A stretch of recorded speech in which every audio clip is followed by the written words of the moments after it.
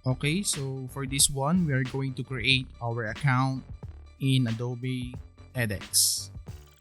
First, punta muna tayo sa edex.adobe.com.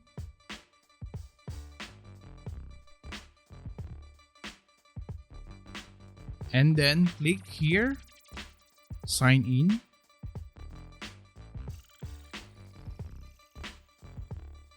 You can either use your DepEd email account. So you can click here, continue with Google.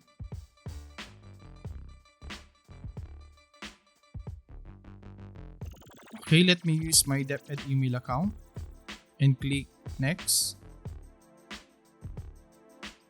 Type in your password and click on next. And then meron lang tayong kailangang i-fill up dito, most especially our date of birth, which is lagay na lang po kung anong month, day, and year ang inyong birthday. And after that, you can click on this button, done.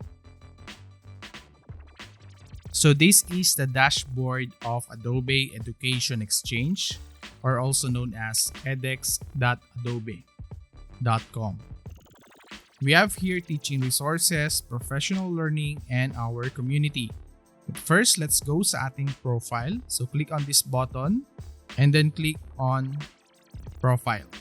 So with this, pansin po natin, 0% pa lang yung ating profile completeness, and we have to edit these sections at lagyan po natin ng mga data.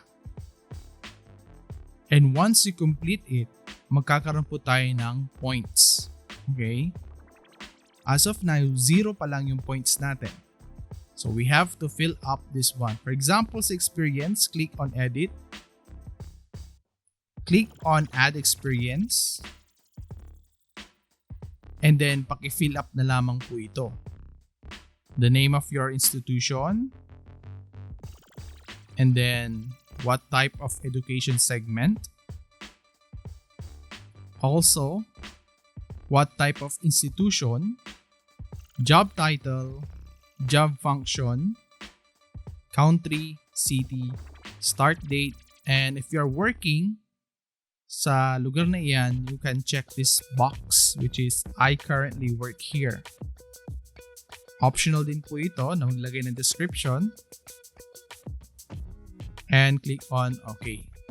For example, in my case, tapos ko na po siyang i-fill up yung aking profile. So kung mapapansin po natin dito, 100% profile completeness. Okay, let's proceed with the ACE level 1. Saan po mahanap yun? Punta lang po tayo dito sa professional learning.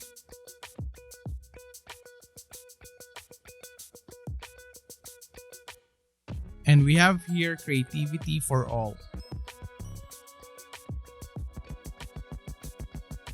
So mga mag-uumpisa pa lamang po, ganito po yung makikita po ninyo na setup sa Creativity for All na course. You have to click on Enroll Now button. And then, kung mapapansin po natin, we have 11 sections. So, ang gagawin lang po natin, just click on it and you can read the content, you can view the videos, and after that, click on next. So actually, sa lahat po ng sections, ganyan po yung laman. Meron pong content, meron pong videos. In order for us to have our idea, bago po natin i-take up yung assignment. At kapag tapos na po natin lahat ng sections, you may now answer this section which is assignment kung saan gagawa po tayo ng poster. And for this one, just click on the link sa caption ng video na ito on how to create the assignment focus in this course. So yun lamang po. Marami pong salamat and God bless you. Thanks for watching. Please like, comment, and subscribe to my channel. Thank you and God bless.